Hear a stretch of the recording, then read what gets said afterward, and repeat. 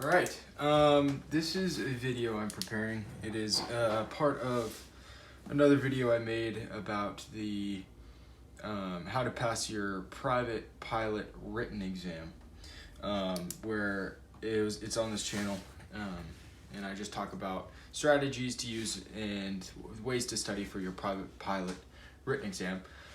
But today I'm going to talk about the rest of the tests that you need to take in order to get your private pilot license or any FAA license when it comes to that. Your oral exam is part of your practical exam, where you sit down with a DPE and you take an oral quiz, and they can ask you any question when it comes to the airman certification standards laid out by that specific license. And then after that, you'll go do your practical test where you fly and demonstrate that you can perform all the maneuvers that are required. Well, this right here, the ACS, the Airman Certification Standards, are the things that you will get tested on in your private pilot oral exam and flight portion of the practical test. So right here, this is part of your oral exam: pilot qualifications, airworthiness requirements, weather information, cross-country flight planning, NAS, the National Airspace System, performance limitation, operation of systems, and human factors. Now all of this, you will sit down with your DPE and they will ask you questions with any of these topics. And then the rest of this is in the flight portion. So your pre-flight assessment, flight deck management, and also a good thing to note is that the oral exam does not end after you walk out to the airplane.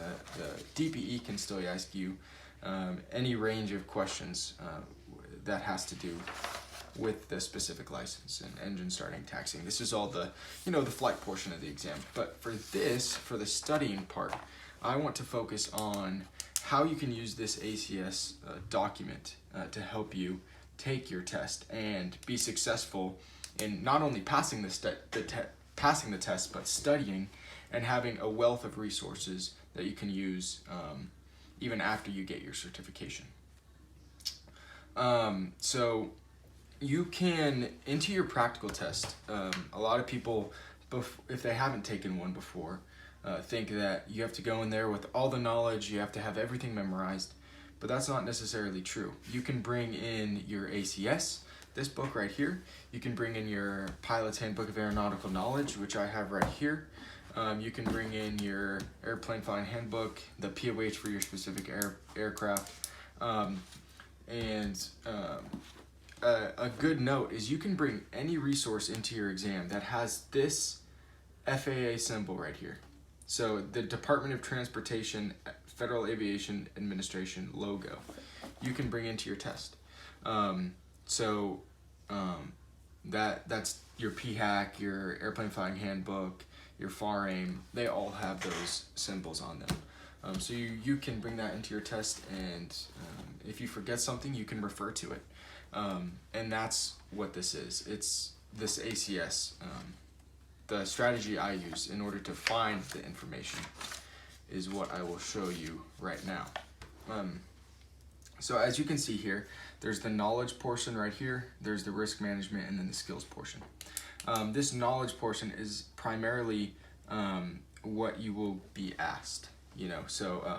What are the certification requirements, recent flight experience, and record keeping requirements for a commercial pilot, since this is a commercial pilot ACS. But this also applies to private pilot and instrument. It's all the same thing. Privileges and limitations, medical certificates, class expiration, privileges, temporary disqualifications. So all this right here, you will get asked. And when I go through when I did my practical test, my DPE went line by line by line by line by line. As you can see, I checked it off after they asked me the question. They'll talk about medical certificates, class expiration, privileges, temporary disqualifications. So what I did in order to study for this, to make sure I knew every single topic, and if I even forget anything, say it comes the day of the test and I just have a brain fart, I forget something, you know what, I have something to refer to. I have a federal aviation regulation to refer to, and just to demonstrate this, I'll go medical certificates class. We'll go to part 6123, and I will show you what I bookmarked here. My Federal Aviation Regulations, part 61, 6123, pulled up right there. Requirements and duration. This is what you need to know for when it comes to your medical certificates. Now, you should go and you should find every available resource that you can in order to study for this. Whether it's in the FAA, the Pilot's Handbook of Aeronautical Knowledge, what you do is you just come and write down the regulation next to it, or in this case over here on this page, when it comes to airworthiness let's do this just for the sake of argument. For weather information, this is page 12-2, atmospheric composition and stability. I know that's on page 12-2, so I'm going to go to my Pilot's Handbook of Aeronautical Knowledge and go to page 12-2.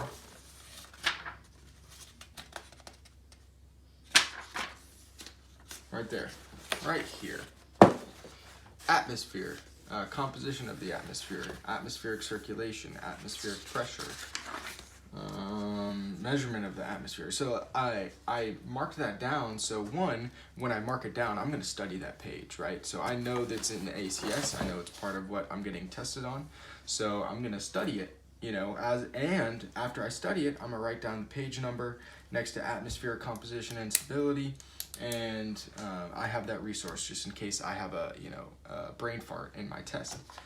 So this is how you can make sure that you study for every topic that you will get tested on, and have a good resource to test with, and as a pilot in the future. I have kept all my ACSs, and if I ever need to brush up on information, whether it be for a flight review or whatnot, or just to get better, because a good pilot is always learning, I can just go back to my ACSs and I can learn about specific topics.